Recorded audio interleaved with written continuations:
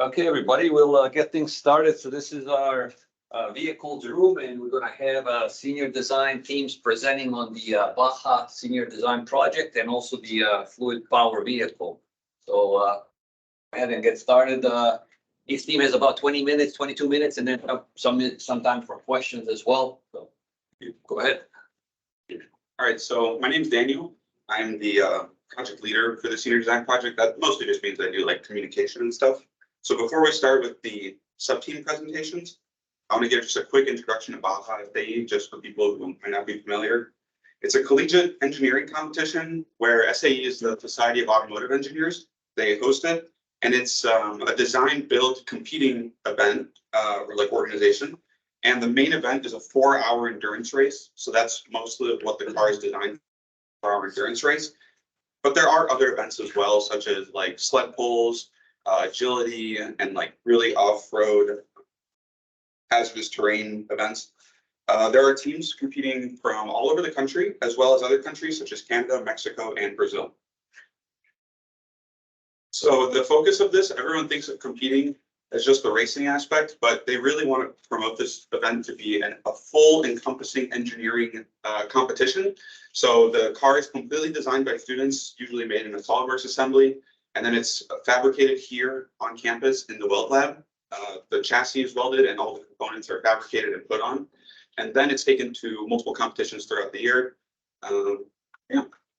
So I'm going to hand it off to steering. They're going to give the first sub-team presentation. My name is Caleb Lick. Daniel Giamato, and we'll be presenting on steering of the Baja vehicles event. Quick problem statement. The current MSOE Baja team is dealing with inefficient steering mechanism that results in adverse steering effects, nonlinear steering torque, and slower race times. The team has requested a new Ackerman steering system that successfully can be implemented in the car. Currently, this setup right here is the dotted red line is the steering system that they currently have with the inside. This is the inside toe degree, and this is the outside toe degree. And the black line is what it should be following. So this is what we hope to get the steering system corrected to. Yeah, so kind of going off of that, the toe degree is the angle at which the two wheels turn together. So there's an inner radius that is the inside wheel turning, and the outer radius of the outer wheel turning. So kind of a basic setup of a steering system is you have a so the Baja vehicle uses a rack and pinion system, and you have three basic mechanisms. It's a steering mechanism, which would be your rack, your tie rod, which converts that torque motion of your steering wheel into linear motion, and then a bracket that kind of connects to the wheel and turns your wheel. So I covered up part of the assembly in the first picture, just so you could discern between what's the steering mechanism and what's the rest of the car. But currently, the Baja team is having a little bit of trouble with the correct towing angle. So as you can see, the current trapezoidal geometry is misplaced. One thing that Ackerman steering, which is the steering system we plan to implement, says is that the trapezoidal geometry, if you can see kind of the tie rod rack, and then if you make a horizontal line here, it's kind of in the shape of a trapezoid. The trapezoidal geometry should be placed behind the center of the wheel base, which means it should be behind that differential, which is the aluminum piece right in the middle. This would allow the bracket connection point to the tie rod to be actually behind the wheelbase, which right now it is in front of the wheelbase. Right there. One thing that I kind of modeled is that when it's behind the wheelbase here, it improves Ackerman's steering, as you can see. So if you want to take a right-hand turn, this inside wheel will be at a larger angle and therefore having a smaller radius than the outer wheel. So it turns at the correct path.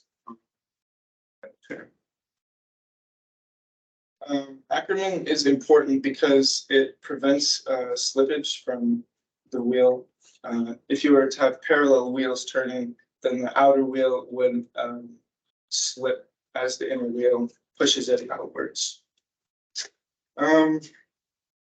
Yeah, it's an important, Ackerman is pretty important to any vehicle. You'd want to have your correct turning radius for both wheels. And it allows steering torque through the wheel to be applied equally throughout the entire lock-to-lock rotation of the turning wheel. So if you can imagine, you get halfway through your turn and it kind of like your torque goes up and lose that momentum going. And this is all very important to the steering of our projects. So some objectives and constraints that we were limited with, the objectives for the project is that we want to have a minimum 7-foot turn radius with a 480-degree lock to lock for the steering wheel. The design should last for 2 years of full competition, and we are trying to increase Ackerman as much as possible without sacrificing the toe in and toe out. And some constraints that we currently have are it must fit the current A-arms on the vehicle, and it must go around the differential. The tie rods must extend from the rack to the wheel parallel to the differential to create parallel line and adhere to Ackerman geometry as much as possible. And then the steering system must fit within the current chassis of the body. So our first design concept was possibly going with anti-Ackerman. This means that the outer wheel would turn more than with just original Ackerman, and that the linkages would go behind the steering rod. And this would allow be better for cornering on race cars, as F1 go-karts, they all use for anti-Ackerman because it allows for more cornering around, more speed through cornering and better performance. And this was our first design concept. Our second design concept took a look at, this hasn't really been done before, but since the rod needed to connect on the opposite side of this center wheelbase, we needed some way to, connect this linear motion from this point here to behind there and work around this differential axle. The vehicle is a 4-wheel drive vehicle, just for terrain purposes. And this is the front wheel drive axle that gives power to the front wheel. So obviously there's not much you can do to change the geometry of that. So with the steering, you'd have to kind of work around that. So our design would be kind of go straight through with a slot and connect to that point that's behind that wheelbase. That would give us slightly better Ackerman geometry and increase our accurate turning radius. And our last new design concept was a pitman arm. A pitman arm connects to a link here that controls the entire steering column or steering axle. And we would need to implement 2 idler arms that kind of hold the steering rod in place. And this is used a lot on heavier trucks and diesel vehicles. But upon further research, we found it was pretty unreliable and it's susceptible to breaking just due to its one arm controlling the entire system. So with our 4 possible design criteria, we rated them on the weighted system. Each factor was weighted kind of on what we thought was the most important. You have reliability, kind of topping it with the weight and size, ease of integrations in there. One thing that's really big for Baja is weight and size to get better race times. So we scaled them on we ranked them on a scale of 1 to 5, each individually, and then came together after each ranking them. And both of us had Versa Ackerman as our top choice, which would mean moving that rack and pinion mechanism behind that center wheelbase and working around the differential. So for some analysis that we've done on the system so far, we have found the angles that we need through a turning radius. We used 6 feet as our turning radius, which would be better than our projected turning radius of 7 feet, which is 72 inches up there. So the outside turning angle would need to be 37 degrees and the inside turning angle would need to be 62 degrees and that's of the front wheels as you're going through a turn. And then here we found the linkage lengths that we would need to use. We gave an 8-inch gap here to go around that front differential, and then we gave this a length of 50 inches to fit inside the chassis of the body. And then with that, we were able to calculate how long the other trapezoidal members should be and what angle they should be at to adhere to Ackerman geometry successfully. That was a pretty big step for us, figuring out how long our tie rods need to be. That in line with this model, our next steps are probably going to be to make some SolidWorks prototypes and try and get those 3D printed. We'll want to make a MATLAB script that further kind of explores our own tie rod and geometry lengths, and get that into like a maximized type of script. Other than that, we're going to keep working and hopefully get ordering some parts next semester and put this thing together. And that does it for our presentation. We'll hand over to. I think we should probably Questions have after a few this one? minutes, yeah, a few Oh, minutes okay. for questions, so we can, the audience can ask questions Yeah. of each sub-team, because you guys finished perfectly on Yeah, 11 we minutes. grouped together, so I didn't know if we were gonna do the two. Yeah, we'll do questions for Okay. each sub-team. Sounds good. Let's start with the With community. with your design that you landed on here, Steve, were you able to recalculate, like you showed that curve initially about the current steering and then the ideal Ackerman? Do you know how much improvement you've made in that? Did you read? I've tried inserting it into the new MATLAB script. That MATLAB script is from the 2021 to 2022 Yeah. design team. And I'm having a little trouble understanding the variables they used, so I'm Okay. trying to read through it and But implement. that's like your next step. That's our next step, yeah. Okay. Did you use any other method to try to verify your lengths and your angle? I know you did a hand calculation, but did you try to verify it with? No, that'll be our next step with the MATLAB code, and we'll use those lengths and kind of iterate the best lengths that we could use to most adhere to that Ackerman geometry. I think you could probably model it in SolidWorks. Yeah, Look verification. thank you. Yeah, we actually saw just like some YouTube of like iterative steps in SolidWorks that could probably give us some answers. Does the car have a significant amount of toe in initially? Yes, it does. I can't remember the exact number off my head, but they want us to reduce the amount of towing. That was a constraint that they gave us, or a objective. Goal. Yeah, Okay.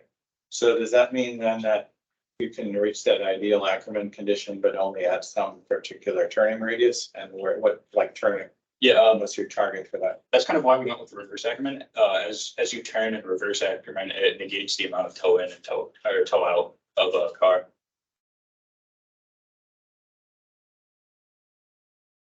It brings it closer to zero, I should say, 0 degrees. Did you do any preliminary testing for the steering or like, just how it feels like on the car? I know. Yeah, so initially when the car was still together, I went out and drove it just kind of around campus. It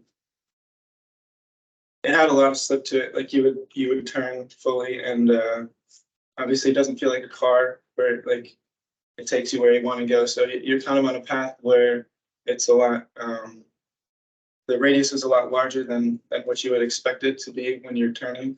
So I think that's one of the biggest user interface things we want to try to fix is when you turn, we want it to kind of feel like a car. We want to let the user know where it's going. Other thing about driver feel is how much effort it takes. Have you tried to estimate that, or is there a big way to? I don't think that was something that was really on the forefront or really an issue. It didn't feel like it was too much effort, and I'm not thinking that we're really gonna increase the effort with what we do. Like in general, I just think in general, if you're designing a steering system, that has to be part of the consideration. It's how much force does that driver have Yeah. to get the car to turn? I know I think that's difficult to predict. Give it a try. Sounds good. Thank you. Any other questions? I think we're good. We're good on time too. Thank you. Thank you. All right.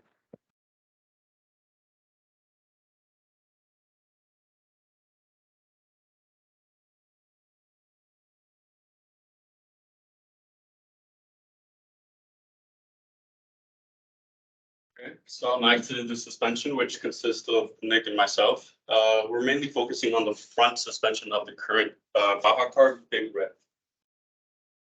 So when we talked to the Baja team, we found out that the initial issue is mainly approach angle. And so the Baja SAE vehicle does not have an adequate approach angle to clear obstacles. This also contributes to an increased potential to rollover. The Baja SAE team would like the car to perform better during suspension tests and competition, which involves tall and abrupt obstacles. So the approach angle on the picture on the right, it's a line which consists of 3 points. The first is the forwardmost point at the chassis. Next is at the tire, and then lastly at the ground. So measuring from the ground to that line is the approach angle, which is currently 65 degrees. With further talking with the Baja team, we found, as for the objectives, 3 pillars: weight, cost, and performance. For weight, we would want to be under 80 pounds, cost under $500, and in terms of performance, for us, it would be an increase of the approach angle by 15%. As for constraints, the team recently got new shock absorbers from Super Shock, so we're glad to use those. And we have to fit with the CV axle and the new steering components, which implies that we have to work together with the other teams, make sure we don't step on each other's toes. Next, as per the Baja rules, we have to stay within 64 inches at the widest point with the wheels pointing forward and the vehicle at static right height. Lastly, the Baja team doesn't plan on changing the geometry of the chassis, so we have to comply with that. And so before we get to actual design concepts, we took a step back and looked at the different types of suspension systems, which we took into consideration double wishbone, MacPherson strut, and the multi-link. Double wishbone is really common in other university Baja cars, and especially for off-roading. MacPherson is something that you see common on the road today, and then multi-link. So we took into consideration 6 categories, with the most important being stability, which is we want the entire stability of the system to go through with the jumps and bumps of the road, and keeping neighboring components also stable. The next highest is maintenance. We need the Baja team to go to the car during competition and be able to fix anything on the spot nice and easily, or even take it to the pits. And something that a lot of that we didn't think of initially is the alignment through travel, which can be seen in the picture above. Essentially is where, while going through the jumps and bumps, the lower control arm provides stability for the entire system as it goes over the bumps and the jumps. And obviously, manufacturing, weight, and cost is a part of every matrix. So putting all that together, we decided on the double wishbone. So here's the current geometry of Big Red. Has 2 double A-arms, the bottom connecting, or both connecting to have 2 mounting points at the chassis, and then 1 mounting point to the steering knuckle. The upper control arm has a mounting point for the shock and is the load-bearing shock, or the load-bearing control arm. The lower control arm provides stability. And now that we picked the double wishbone, we went a little bit deeper into that concept, and we now have single rod, high clearance, standard wishbone, and the offset shock. As for the single rod, the picture on top is essentially a single rod as a lower control arm.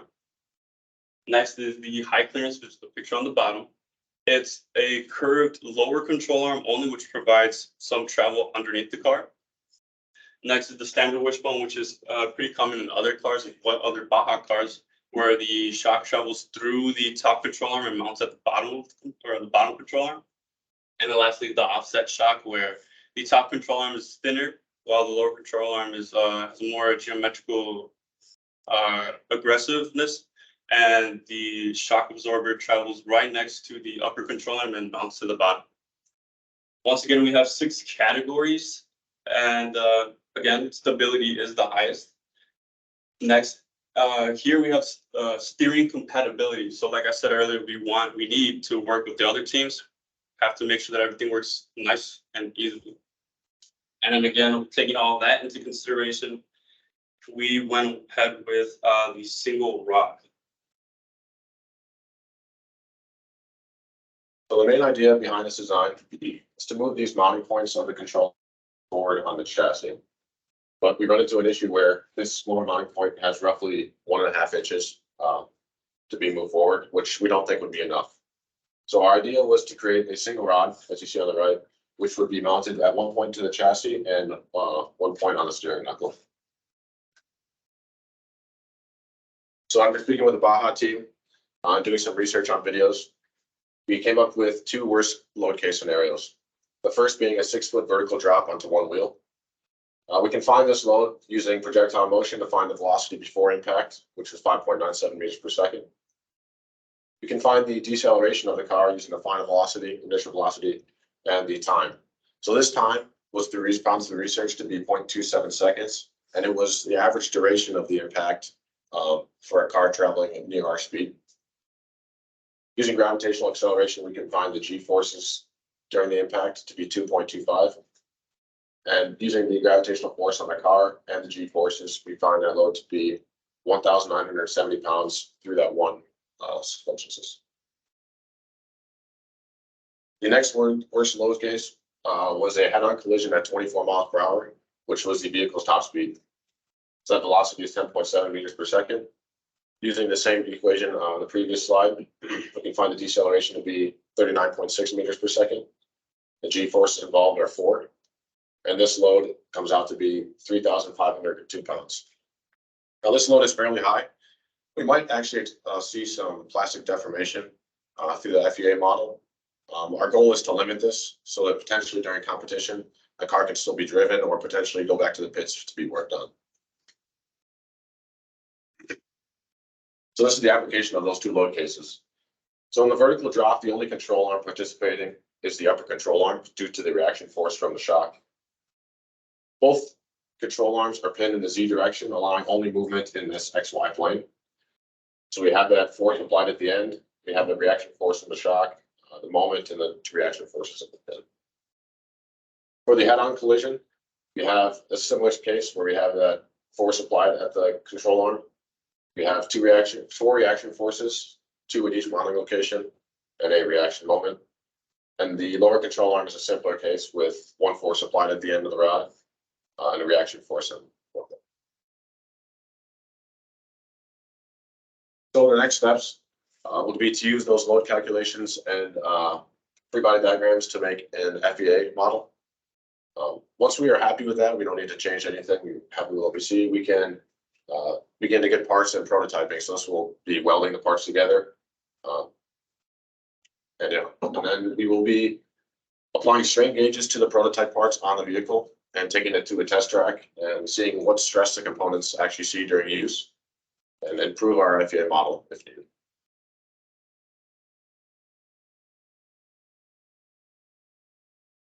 So. Thank you.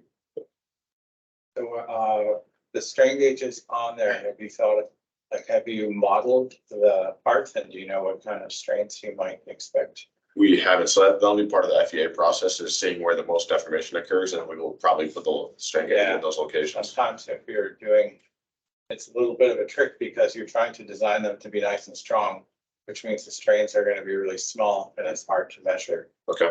So spend some time thinking about if you can put those strain gauges near stress concentration or something. Oh, okay. That way you can, basically you could do a static calibration to lift up the car and set the car, and that's your equivalent of 1G. So but finding a high stress area is important. So think about where you put those strain gauges.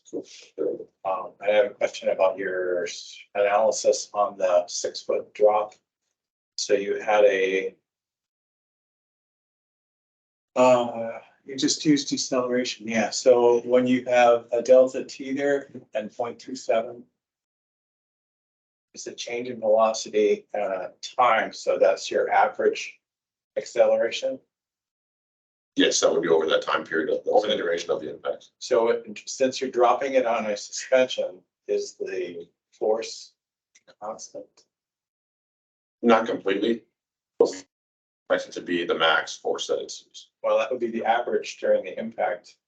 Since it's not constant, where is your peak? It should be at compression where the full weight is on the vehicle, is on the suspension. Which has to be higher than your average, so this is not a conservative estimate. Okay. It's a good estimate, you know, it's a ballpark estimate, but you know, you could prove to yourself pretty easily that the peak is actually gonna be higher than this. Okay. Maybe, you know, 2 times higher or something.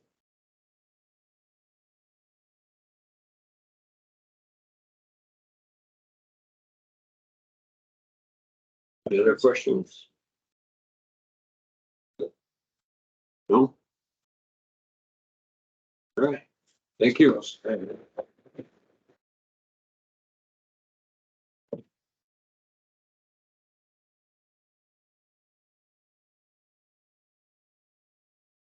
We do have a couple of minutes, so that, we can start in a 6-foot drop though is pretty, that would be fun. 30-foot drop. Yeah. And now, yeah, that's pretty No, competitive. just give us like maybe like 2 minutes. Yeah. Seeing that, like pictures or videos of competition, Yeah, we've all. anything 6 feet off the ground. There's a video of a crane lifting a car and dropping it from like 20 feet or something like that. Nice. On the one that we have. Nice.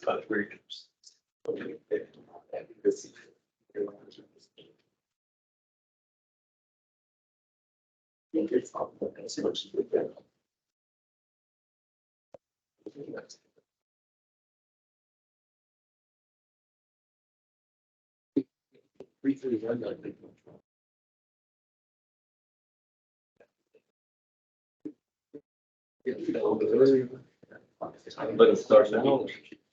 Yeah, I know. All right. All right, we can get going with the next one. Alright, so now in the Baja team, we are shifting gears and like looking at the front, at the overall drivetrain. And so my name's Ulysses. Ivan, Charles. And so our team is looking at the front drivetrain, particularly the front drive axles, or like the half shafts, that's like they're called. So we began by talking to the Baja team and the Baja club, and over several competitions, they've noticed a little bit of a problem with their maneuverability and their a lot of binding when driving the car. And so we identified a few problems and we came up with the following problem statement. The current MSVSA Baja design competition team's vehicle, Big Red, is having difficulties transferring power to the front wheels. The current axle is not functioning effectively as it limits short maneuvers due to binding, has the potential for vulnerability to rope shut the connection joint, and is heavy. The Baja team is looking for a new lightweight and durable half shaft design that would have increased flexibility to withstand greater angles of freedom within the drive line. And so here, just for reference, this is the component that we're looking at. And so as you can see, kind of like the current design has a lot of rupture at the connection points, which is the joint ends here and here, where you can see the boot that's supposed to cover the joint is prone to being ruptured often. And then other than that, you can also see right in the middle of the overall axle design, there's a welded piece of shaft that was used. As Daniel mentioned at the start of the presentation, the overall club and like competition aspect of SA Baja is to make a design and go through with like prototyping it and then taking it to competition. Therefore, a lot of components that like are on the car are made through the students, and so you can't just buy them online, things like that. So the current design was an initial CV axle that was bought online, but didn't meet the requirements or like or wasn't an exact fit for the dimensions of Big Red. Therefore, they split it in half and added this welded piece to the middle. And so as you can imagine, that raised a lot of concerns with the club as to like the overall performance, as it wasn't a design that was specific to the car. And so we began by doing a few measurements of the piece that were like the overall component that we're working with, where we're looking at both the left and right half shafts. So we got the following measurements for the two initial operating angles at which the car sits at. And through looking at some of the data that the teams previously recorded, we saw that each individual component weighs roughly around 11 pounds.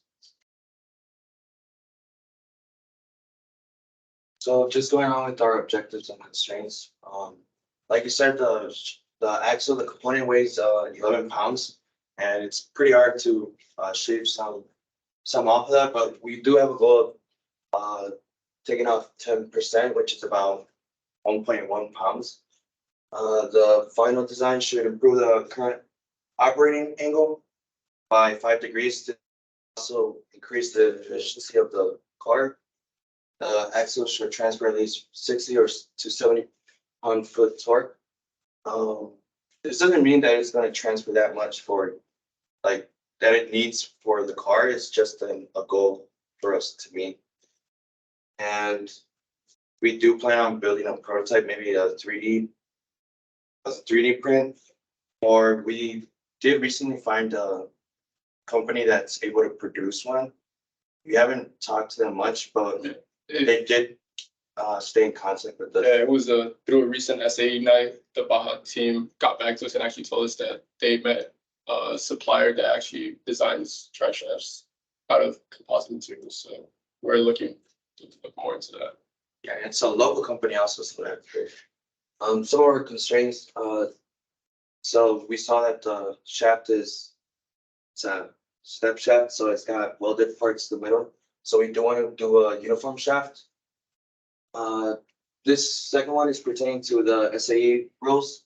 It shouldn't go over 64 inches. The design should operate efficiently when the overall car weight acts upon it. And the Baja team did want us to do the shaft carbon fiber and the joint ends aluminum.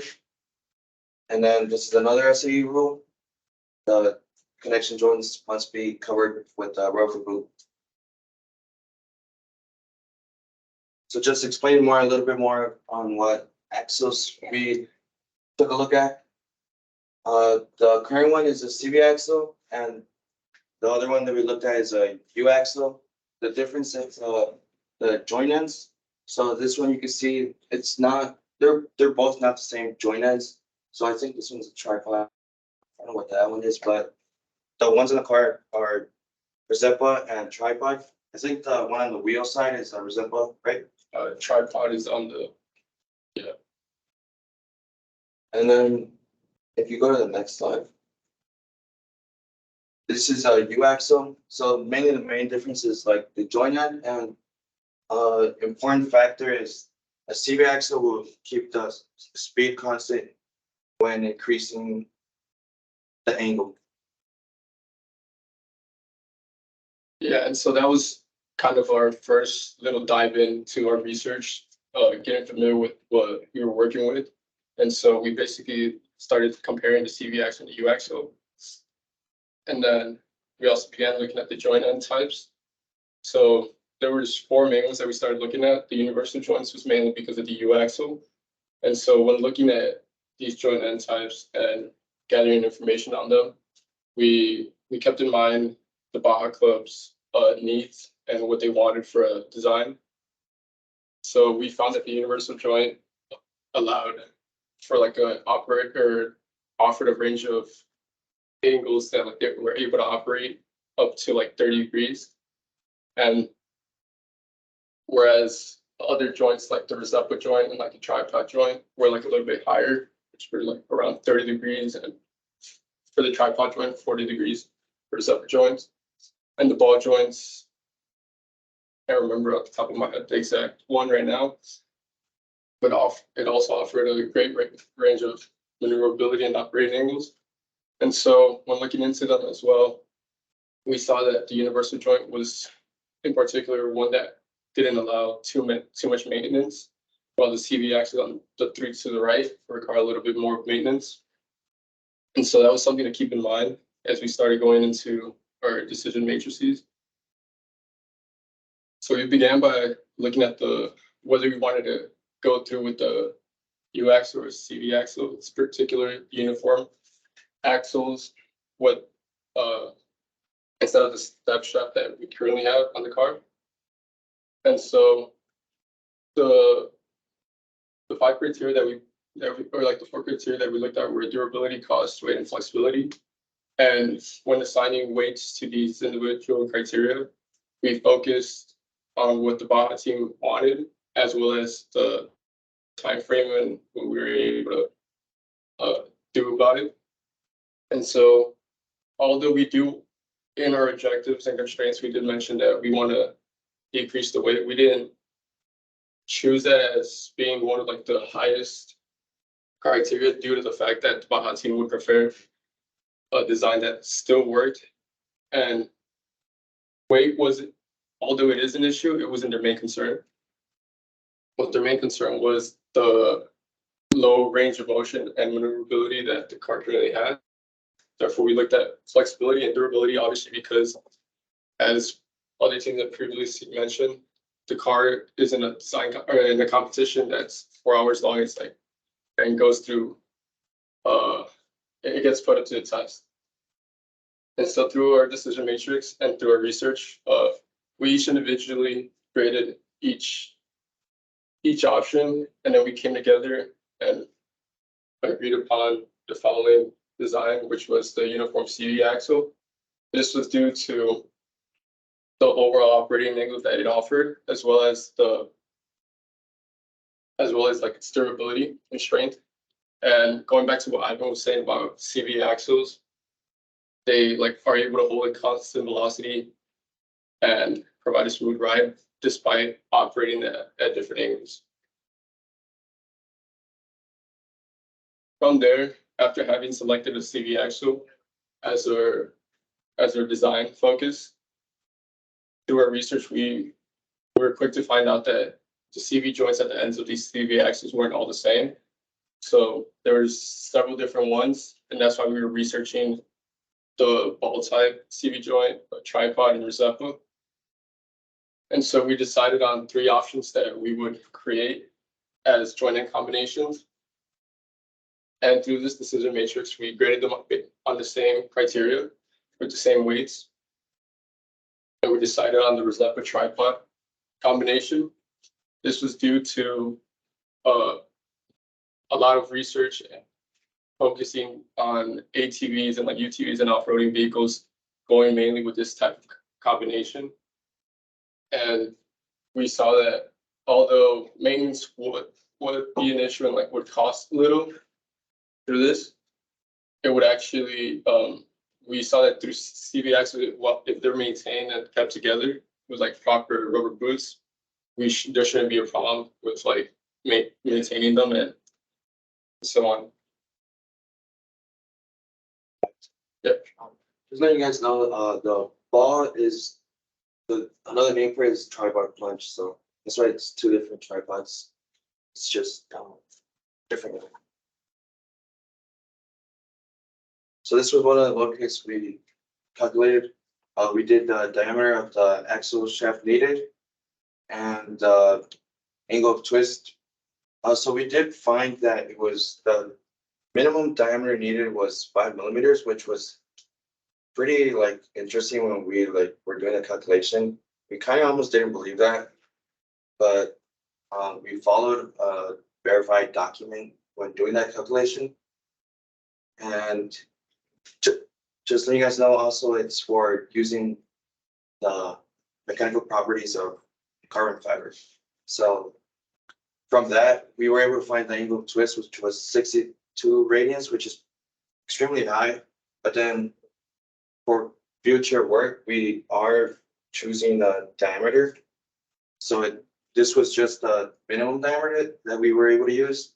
So once we increase the diameter of our axle, it should decrease the angle of twist. So that's just for reference. 6 seconds. Yeah, for sure. Can you find what's R?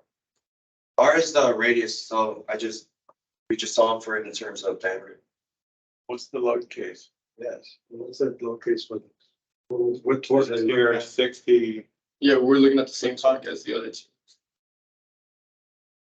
Is that the torque in the picture, the T that's Yeah. rotating the? That was the length of the current shaft, the current component, which we kept the same. So that we wouldn't have problems as adding So another how did you motor pick- part. And we used the torque that was provided by the Baja team. And then how did you arrive at 5 millimeters? So using the first section of the equation 1, the shear over radius equals torque over rigidity.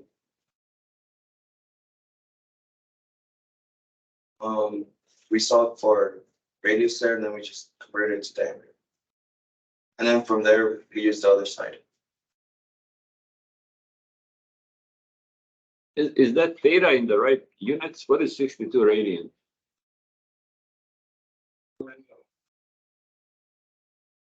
It's 62 radians. Yeah, Do you have a feel for how much from one end to the other?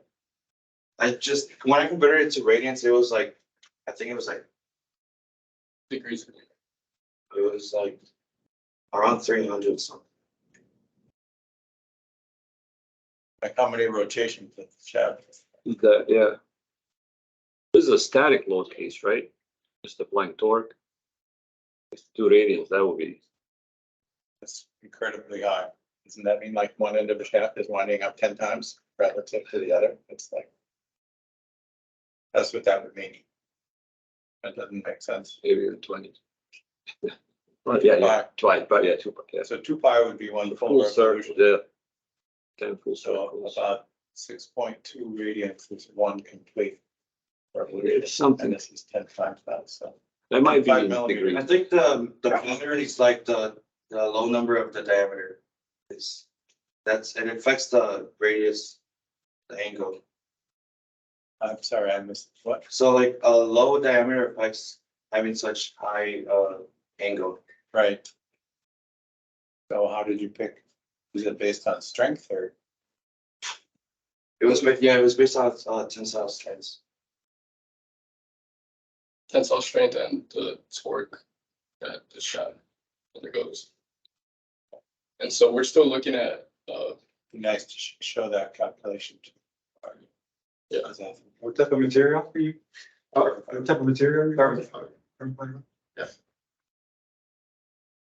And then also make sure when you're applying a torque, can't really use tensile strength to calculate this is shear, right? yeah, shear strength, yeah. So we converted the tensile strength to shear strength. Yeah, that's how we found the shear. How did you convert that? That's not straightforward for a carbon fiber composite shaft. It's not, you wouldn't convert it in the same way you would for a metal. So maybe we have to relook at that then.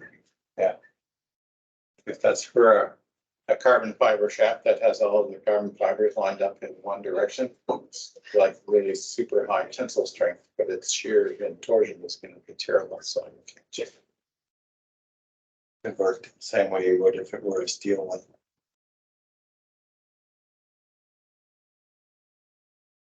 So then for future work, like we said, we're still deciding on the finalized specifications of the axle. And like we mentioned, we do have a provider that could do a prototype for us. So the company is called Composite Drivelines. It's based in West Dallas. I bet do they have anything on the order of 5 millimeter diameter? No, probably not. That's probably like a red flag for you. We do also want, once we get the final specifications, we want to go into modeling and then take it into mass and I'll do a little bit more of like proving our numbers. Yeah, but before going through all that, we gotta revisit the actual located on the overall shaft of joints.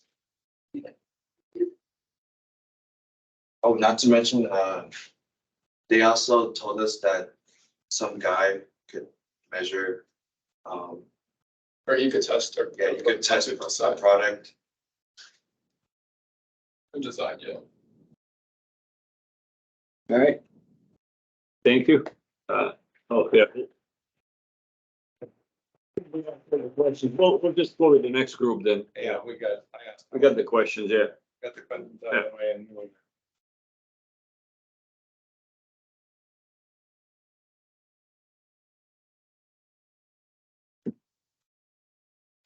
I'm Daniel. And we're working on the rear drivetrain of the car, specifically the CVT.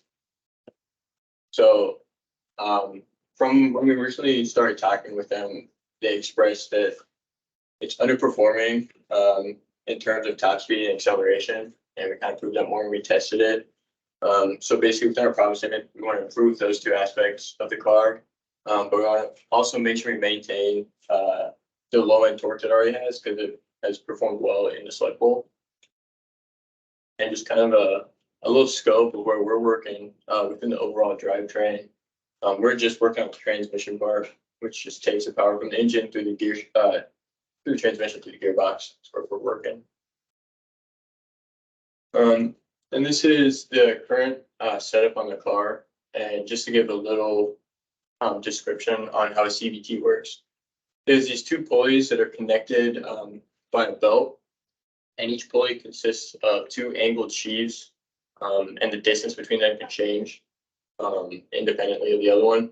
So as those change, it creates variable gear ratios throughout the power band, which allows for it to easily switch from like a high speed scenario or like a high torque situation.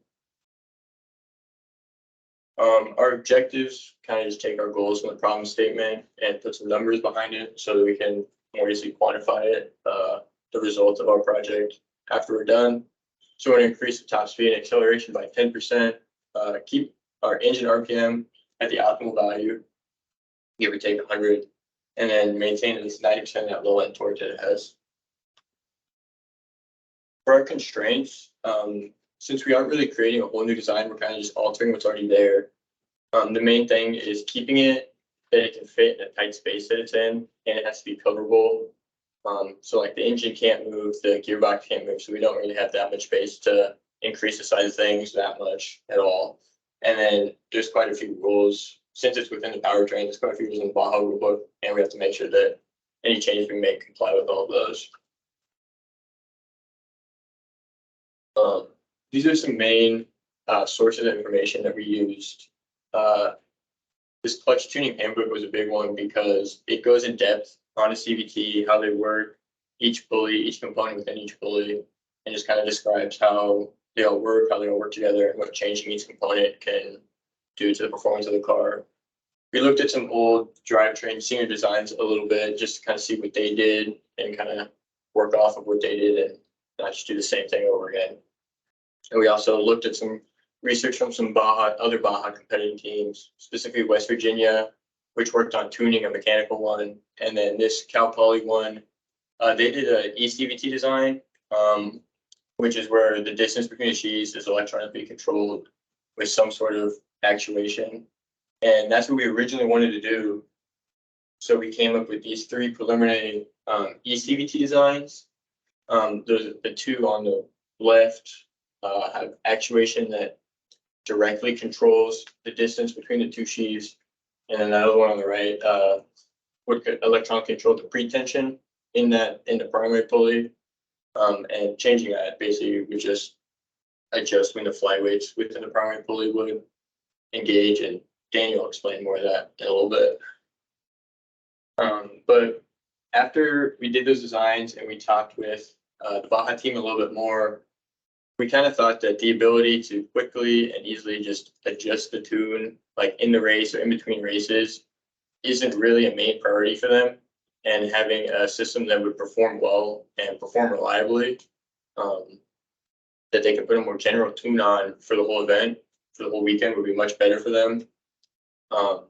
So due to this, we came up with these four categories, kind of magnitude of failure, how many components it has, how easy it is for them to operate, and how much it would cost, and graded ECVT versus just tuning the current mechanical system that's on the car against those four, and it was pretty clear that it'd be better for us to just tune the current mechanical CVT on the car.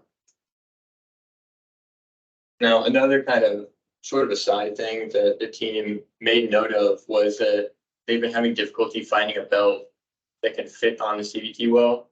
So it's either hard for them to get it or it's just hard for them to put on the car. So they wanted us to try to find a better supplier for them for the belt. And originally we were going to do a more extensive study of different CVT belt suppliers with multiple different brands. But once we got to Gates and we saw, especially the customer support they provide, and that they're very open and willing to helping SAE Baja team specifically, there's a pretty clear choice to recommend that the Baja team goes with them. So for initial testing, there was a qualitative drive done pretty early in the design process, and that was just to get the general feel of the vehicle. Noted the acceleration, top speed. There's an uphill portion on the test track, and the car felt pretty sluggish up that uphill section. The only data collected during that first drive was just the lap time on the test track. Some of the best Baja Club drivers were able to push just under 2 minutes. And when I drove the vehicle for the first time, I got in with 2 minutes and 34 seconds. And these times will be used after the adjustments have been made to the vehicle, just to see if the lap times improve from before we make 2 new adjustments.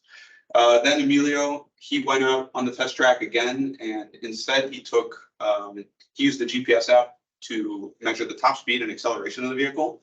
The top speed is 24 miles per hour, which is pretty low considering other teams are able to push 30 miles per hour for their top speed of their vehicle. And I think the acceleration is a bigger issue. The 0 to 20 mile per hour time is 14 seconds, which you can really feel when you're coming out of a corner on a track. It takes a long time to get up to speed. And so I think we will see the most improvements in our acceleration after we make changes. So just to describe how the mechanical CVT works more, it's a pretty complicated process, although it involves a few parts. So basically the two pulleys have different mechanisms. The primary pulley on top uses a flyweight system as shown. Essentially, the blue circle right there is the ceramic casing that this metal insert goes inside of. And as the engine RPM goes up, the centripetal force of the flyweights increases, and so they start peeling away from the shaft. And that fights against the primary spring in the center there, and it changes the position of the sheath to make the belt ride higher in the sheath, and that kind of changes the gear ratio. So as your engine RPM goes up, you want a better gear ratio to increase your top speed. So that's the primary pulley, and for tuning, we're going to adjust the weight of the flyweight. The secondary pulley has a different mechanism. Instead of a flyweight, it has a helical spring and a ramp profile. Essentially, as the car requires more torque and as the flyweights peel out due to centripetal force, this helical spring compresses, and that separates the two sheaths, which makes the belt ride lower and increases the gear ratio.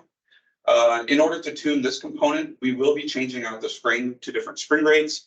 And then the pre-tension will be adjusted using the pegs there and the different insertion points. And the pre-tension, the tuning objective there is to, there's a lot of interconnected effects, but you would basically want to make it so that it can go back to the low ratio faster, and it adjusts the optimal RPM of your engine. So looking at some engine data, the Baja team, or the Baja organization actually just got a new engine supplier last year. And so they provided data for that restricted, there's a restrictor plate in the engine. So this is specific just to the Baja engines. The target area that we want to run at is between 2,800 and 3,000 RPM.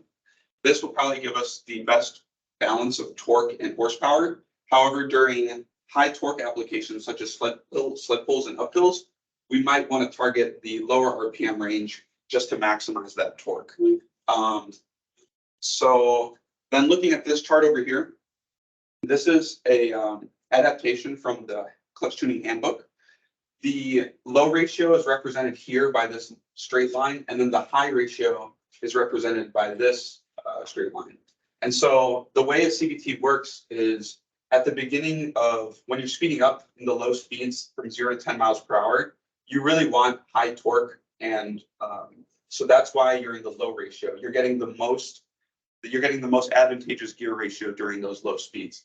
Then during the straight shift portion, and this is where you're at during 10 to 30 miles per hour, you want to keep that engine RPM constant at 3,000 RPM. And that just gives you the most power. That's this point right here. And so that is, then it switches into the overdrive section. That's once you exceed the maximum gear ratio, the only way to make the vehicle go faster is to just increase engine RPM past that ideal RPM zone. So that would be going into the 32, 34, 3600 RPM range. Your power does decrease slightly, but your car still does accelerate. And so the tuning objectives is to try to match our engine behavior to that dotted line. Changing the different components in the CVT changes all the points of the curve. You can change, when the low ratio starts, when, like at what RPM the straight shift sits at. And this is the table that we will be using to guide us in our tuning. In order to meet a certain tuning objective, I think our first one will be more aggressive acceleration. That's this one here. There's different procedures on how to change different components of the CVT to achieve those goals. And this is a very test-heavy procedure. It's very difficult to create models and simulations because there's so many interconnected effects and things you predict super well. So the general consensus in racing teams is just test as many combinations as you can to really fine-tune the performance of your engine. And we predict some really impressive gains due to the fact that the CVT that's on the vehicle now has not been modified in any way. It's just out of the box installed in the vehicle. And I think that is a large reason why the performance of the vehicle now is so poor. So our future steps, just to finish or start the next semester, we want to finalize our designs. We want to prototype and fabricate. And this is for the entire Baja team.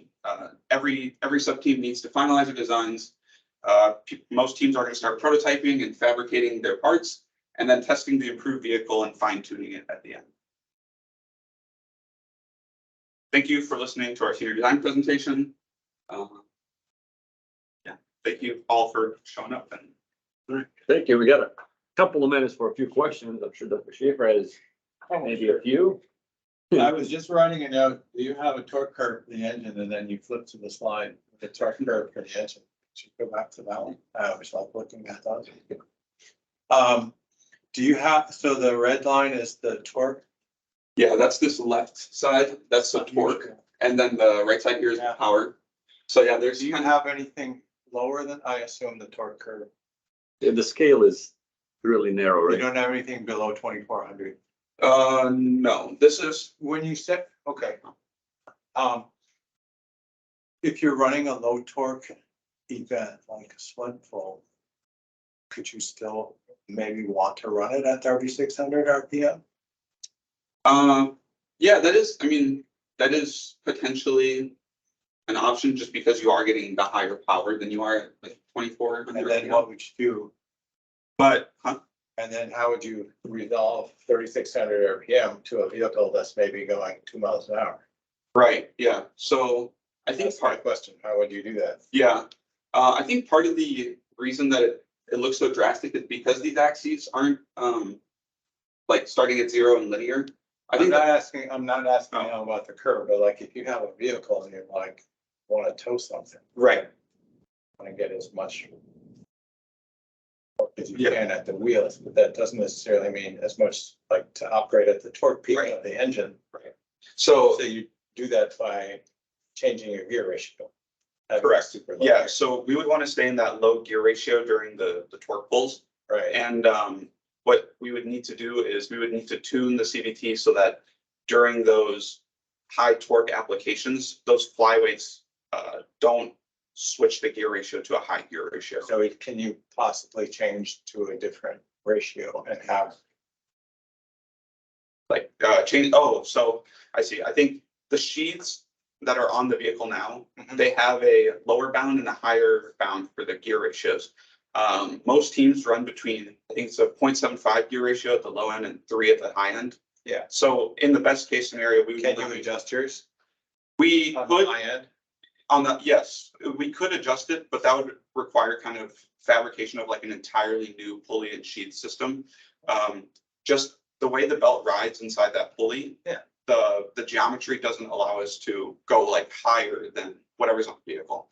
And And I'm so, just trying to say you should keep an open mind about maybe that would be beneficial. yeah, Because you can get more out of it rather than aiming, you don't, just because you're running an event that requires a lot of torque does not necessarily mean you want to run at the peak torque of the engine. right. You want to run. You still probably want to run in this sweet zone, like sweet spot, right? Yeah, I agree. Those closer to you are, so bottom line is that the closer you are to that point where the power drops off, the more likely you are to stall the engine. Right, okay. You get a driver. Oh, I see. Yeah, if you're running at, yeah. Does it matter though that this is like 8.5 horsepower and this is 9.3? It doesn't seem like that's a huge jump. You'd still be running. There, it's hard to explain, but if you're operating above the power, the peak power, 28 to 3,000. Okay. Let's say you're running at 3,200 Sure. and you're driving. Is there a clutch in here? No. There's not. You just hit the gas and go. If the engine starts to stall, you hear that. Yeah. And you're gonna back off. Right. You have a little bit of time and you hear the RPM of the engine changing. Right. But if you're operating at 2,600 and that happens, it pretty much just kills really Right. quickly and the driver doesn't have a chance to recover. Right. So there's some like driver advantage to operating on that downward right-hand Right. side of the RPM range. That makes sense. Yeah. And you can just gear, if you can gear it lower, then you're also gonna get more torque at the wheels Yes. by operating up there. Right. Yeah, okay. It's an interesting problem, work it all out. Yeah. And then still be able to go. Yeah. 27 or 30 miles an hour. Hopefully 30, yeah. All right. Well, we're kind of out of time, but do you have any, maybe a quick question or? Good? All right, all right. Thank you. All right, so thank you all. Yeah.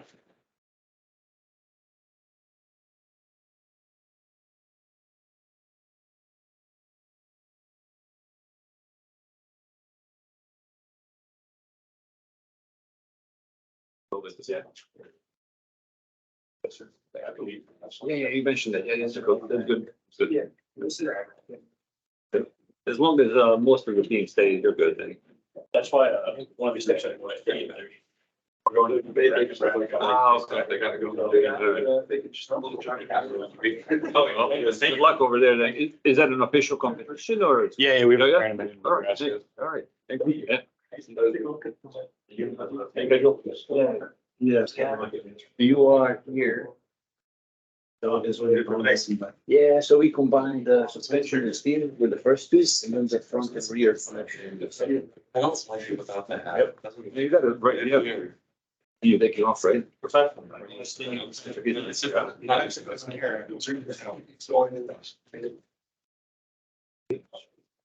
I'll give you notes later if you want. Yeah, that's fine. Yeah.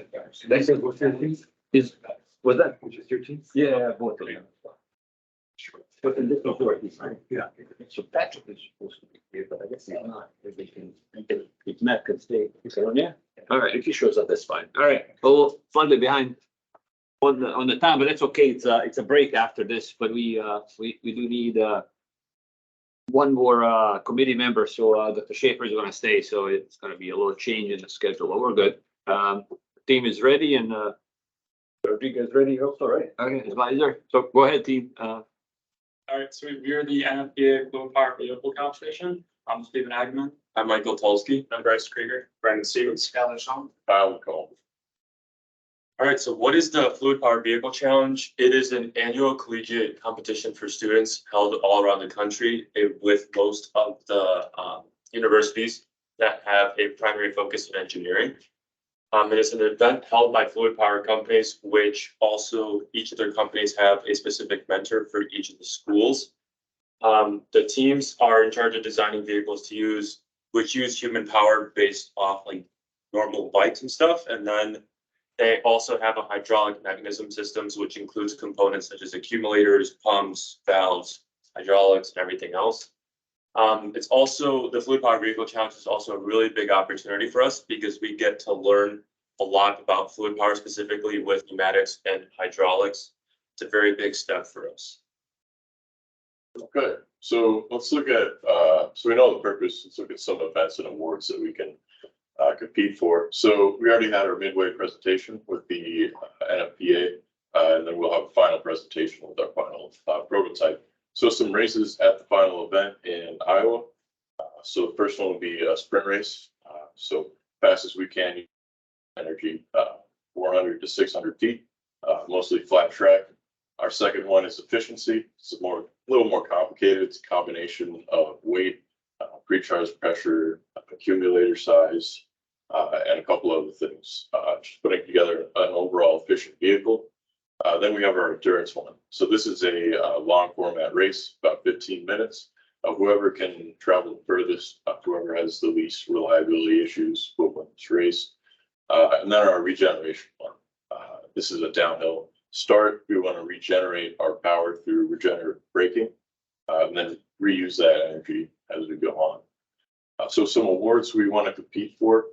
So our big one is the use of pneumatics, and you'll see that later in our presentation. There's also use of electronics, design, safety, workmanship, and teamwork. And those are subjective awards awarded by the judges. And then at the end of the competition, they'll crown a grand champion. So for this year, our goals are to create a single rider fluid power vehicle that is only human and hydraulically powered. We also want to compete in all the events that Kyle mentioned on the previous slide. And we also want to learn a lot about fluid power and make some great connections. So objectives we set, we want to showcase an innovative design and our use of pneumatics through our stabilization system put together. And then we wanted to focus specifically on 2 races. So we chose the sprint and endurance ones. That was pretty much a consensus among the group. That's what we wanted to go for. And then lastly, a reliable and safe design.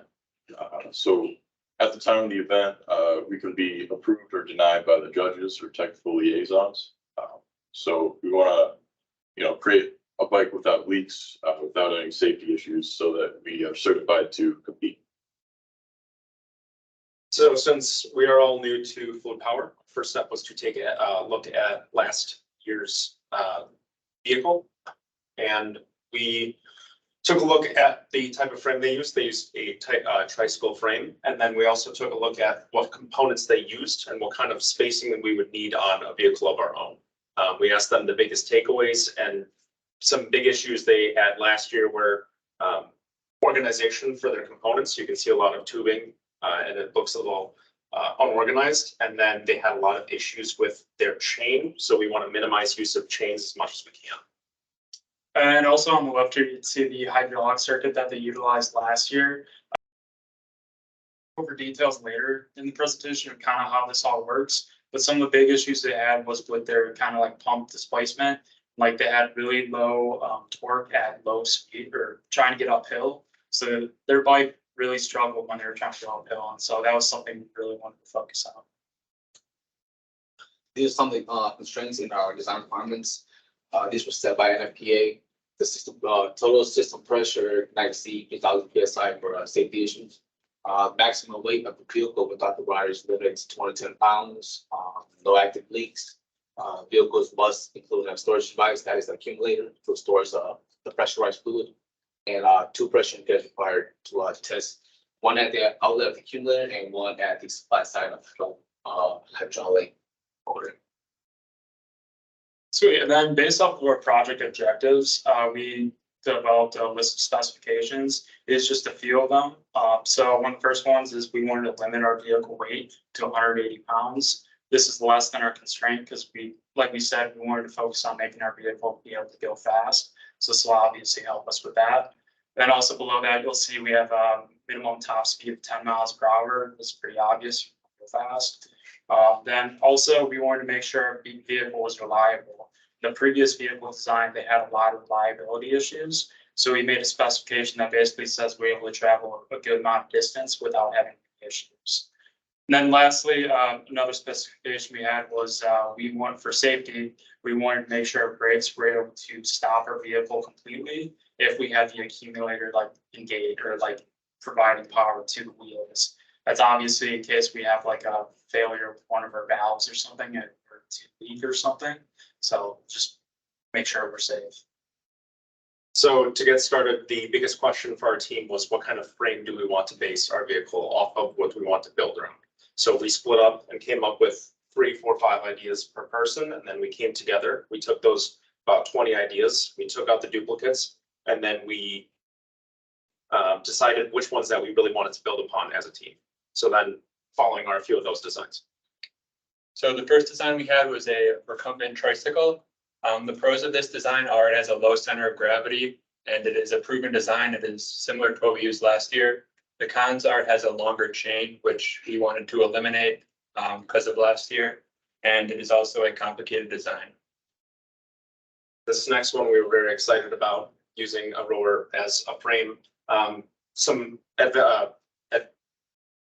pros of this are that you get full body power generation. You're using your entire body to generate that power. And then with the use of a flywheel, it normalizes the fluid going through the pump, which causes the pump to be more efficient.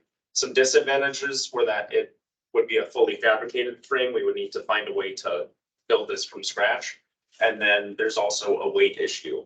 And then with building this from scratch, we would have to design a system for turning and braking, which is a challenge when you're using your entire body for generating power.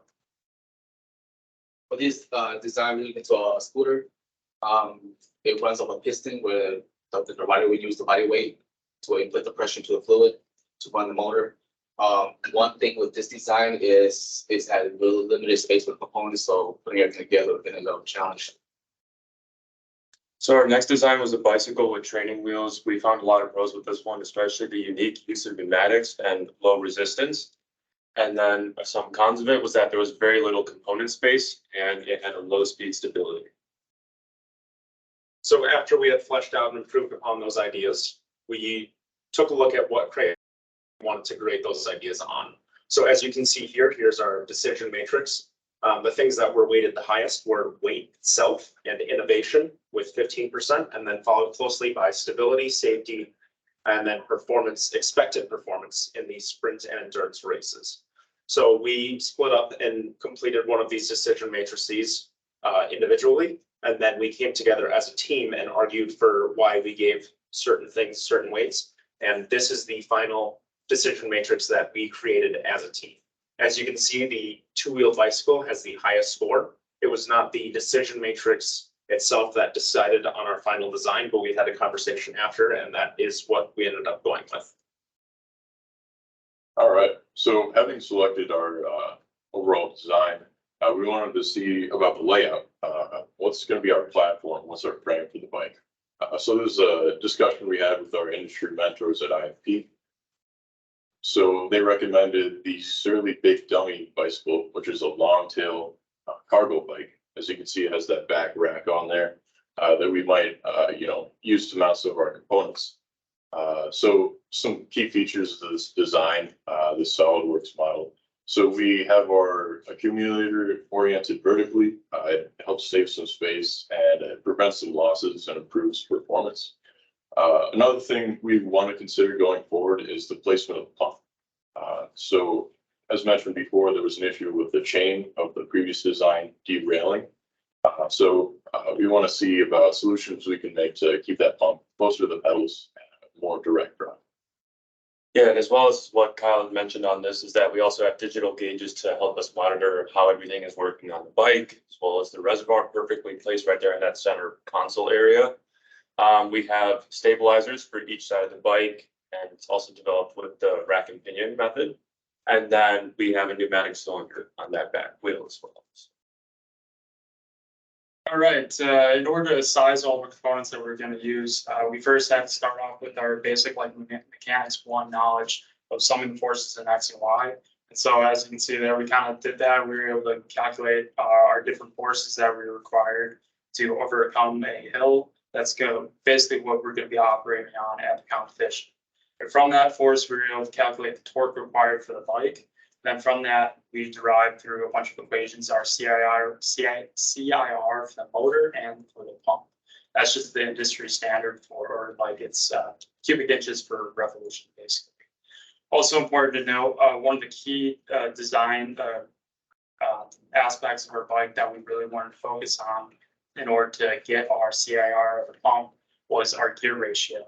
Basically, our gear ratio is, we're taking into account, we didn't want to use idler gear. So we just wanted to use one set of gears in order to reduce the amount of chains on the bike, because that was a huge issue with last year's design.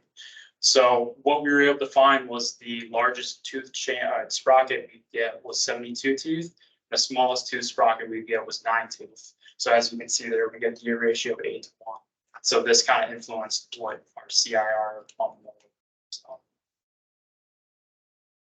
Once we calculate out the required torques, these were some of the more pump motor that off the shelf that they had. So we went with a pump at a 0.08 CIR, and for the motor we went with 0.2135, which is a little higher than what we calculated. For accumulator, we decided to use the accumulator from last year, which is a composite material, which is lighter. So we decided to go with that instead of boarding a steel one. Right. From there, we were able to figure out and determine what our hydraulic circuit was going to be. So I'm going to do just kind of like a high level overview of what all these components kind of are and what they do. So on the bottom left here, we're going to have the pump. So like we said before, the pump is going to be kind of connected to our pedals. So as we're biking, it's going to go from the pedals, there's going to be the gear ratio going to the pump that's going to be driving that. And the pump's going to be drawing fluid from the hydraulic reservoir. Then it's going to be pressurizing the rest of the circuit. The circle in the center there on the bottom is going to be our motor. So this is going to be what's kind of connected to the wheels. So basically, whenever the wheels are spinning on the bike, that motor is spinning. And then some other components. 2 of the valves in the center, you'll see are solenoid operated. So basically, at our handlebars, we'll have 2 different buttons on our bike that'll be able to actuate and control or either open or close its valves. And that'll direct hydraulic fluid to whatever location you want it to go. And then last on the right, you'll see far right, we have our accumulator. And that's basically, like we said earlier, is able to store that mechanical energy. So if we want the accumulator to provide power to the motor, it'll go through that valve and to the motor, basically. And now we'll kind of show you the different flow paths, the different operations of the bike and how it works. So the first purpose of our hydraulic circuit is to just be a normal drive mechanism. So when we're spinning our pedals, we're running that pump, and that pump is drawing from our fluid reservoir. And with that pressurized fluid, with that energy, we're going straight to the motor, which is then propelling the bike itself. And then we're going up and back to the reservoir there. So for the efficiency race, you have 10 minutes to charge your accumulator while stationary. So as you can see, by closing the ball valve indicated with the red X and actuating the DTVF valve, we can send fluid straight from the pump to the accumulator without sending it to the motor, without moving our vehicle. So for this one, there is no pedaling, so the pump will not be activated. Pressure will come from the accumulator, goes through the solenoid, will be activated, and then with the choke valve at this point here to prevent any flow going to the pump, the flow will go around the motor and then back up to the reservoir.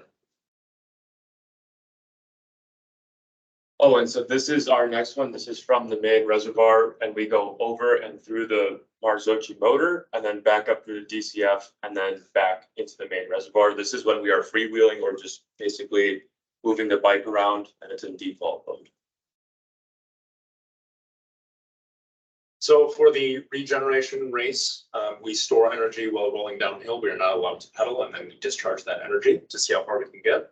So in this mode, by keeping that ball valve open and by actuating the highlighted valve there, we can pull fluid from the tank. We can run it through the motor, have that motor act as a pump instead, and send it to the accumulator to charge just from our movement. So this one's pretty much the same as the last one, except there's the check valve between the motor and the pump that prevents flow from going back to the pump. And then the DMDA solenoid gets actuated, which allows the pressure to go to the accumulator.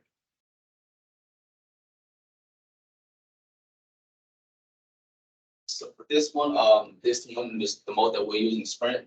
So we're using both the pressurized from the accumulator and we're pumping at the same times into the motor and then back up to the reservoir. And so those are all kind of our flow paths. This is here is our manifold that we designed with IFP. So some specifics that you can see with the manifold, you kind of have the isometric view of it. We have our solenoid valves on the top, and then we also made sure to optimize what side of the manifold each of our ports were going to be on. So based on where our components are going to be on the bike, we placed the ports that would basically allow the tubing to that component to have like to not interfere with other things, basically. Yeah. And then for our pneumatic circuit, we have the two piston cylinder devices on the top that will control our stabilizers. Since this is pneumatics, not hydraulics, it will be using air, which will act as shock absorbers inside the piston cylinder devices for the stabilizers. So as of right now, we have two competing ideas for how to implement the stabilizers. Our original plan was to attach a rack to the end of the piston plungers. And when those pistons are actuated, it'll rotate a pinion that will rotate the stabilizers down into place. It was recommended by our mentors that we use pneumatics in a linear application as that's what it's best for. But there is some worry about the stress that would be placed on the piston plungers. So that is one of the things that we're looking at right now. So let's take a look at what we've done so far before we see what's next. So we did our background research of patents and some scholarly and industry articles. We created those preliminary designs. Each of us created 3 or 4. We put them together into 4 final designs, and we made our selection through the decision matrix. And then we made our calculations for component sizing, and we selected those parts and ordered them. And so now we're waiting the shipment. Actually, they were shipped a couple days ago. We're still waiting the arrival, but we have the bicycle. Dr. Rodriguez ordered that, and he received it. So yeah, so some of our next steps on the next slide. So what's next for us is that pretty much we're just going to be the components into the bike, tube bending with the connections and everything with that, and then reservoir construction onto the bike. And then we're pretty much going to show everyone that a video that shows that the bike works. And then we're going to be testing and optimizing it to make sure that it works right before the race. And then we hopefully are going to try and win the competition. Questions?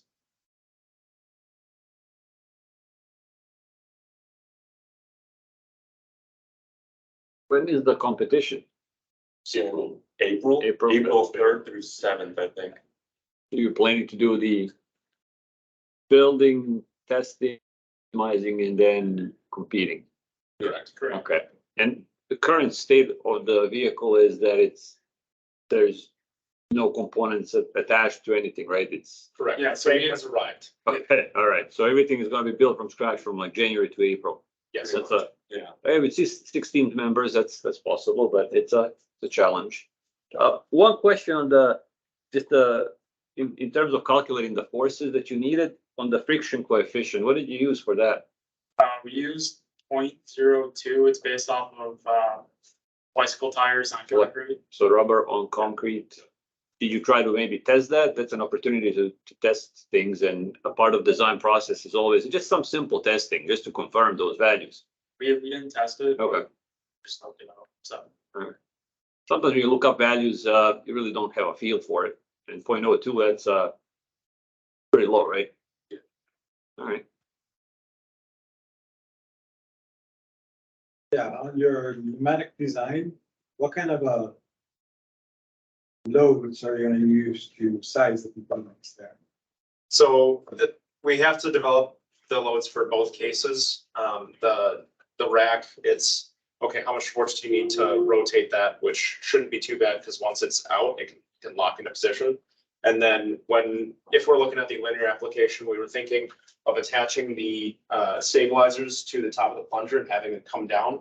So when those pistons are pulled down, it would pull those down into place, but that's a lot of torque onto the piston plunger. So that would be probably a larger system needed so that it could handle holding weight.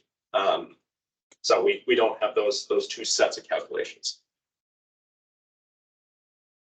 As a non-fluids person, I appreciated your little run through of the different flow paths that highlighted. That I understood. The picking the hardware, you were looking for the CIR that you wanted. Did you consider other factors like the weight or the cost or? So we basically we did our calculations, we got our values for our CRs that we wanted, and then we looked at what was available to us. And so we were told by our mentors that it's best, because obviously you're not going to find what you actually calculate, but we were advised to go up in size. So that's what we ended up doing. So you focus primarily on just finding the CIRs. Yeah, there is other factors. Sorry, what? Not other factors like the weight or the. So there's mostly just efficiency or something. pumps and motors, really small. And if you think about hydraulics, it's normally large equipment. So our application, we're at the very, very bottom of the barrel. These are the smallest pump we can get. Okay. So it doesn't really matter what weight. We have an ordering sheet from IFP that we have selections to choose from. Okay. So it didn't have a wide open choice for you. If we wanted to branch out, we could have, but we just stuck with the provided. Yes. As far as reliability overall,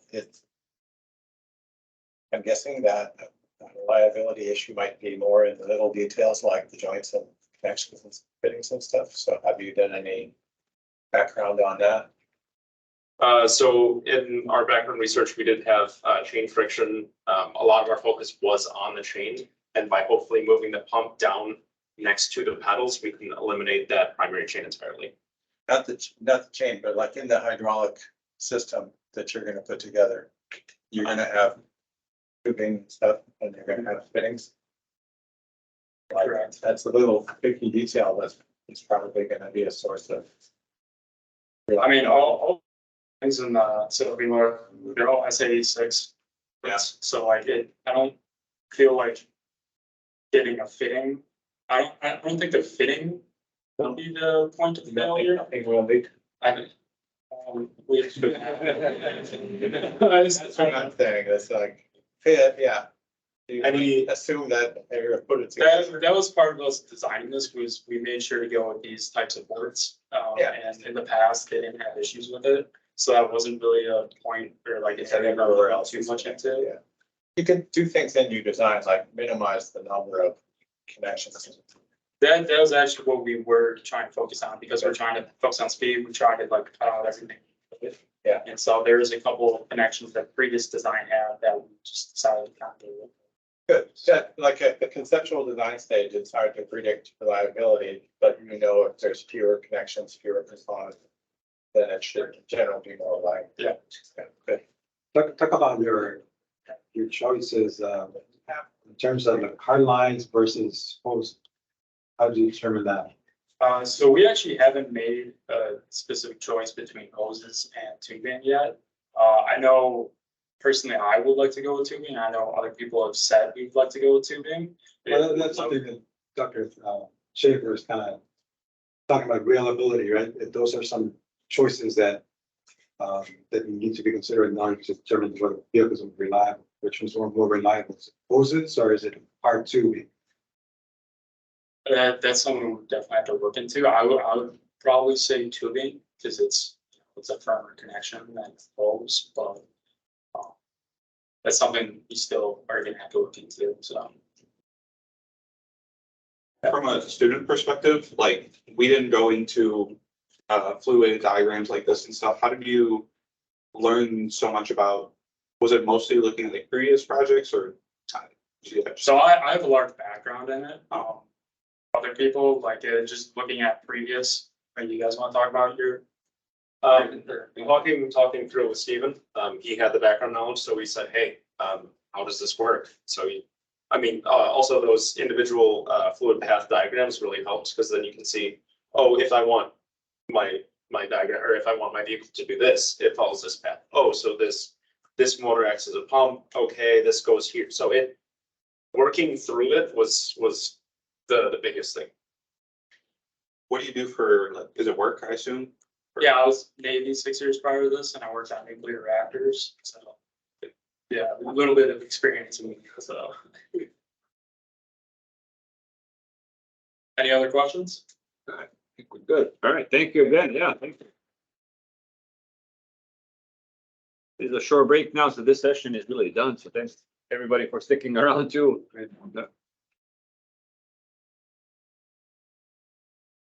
No, it's waiting for the one, yeah. All right.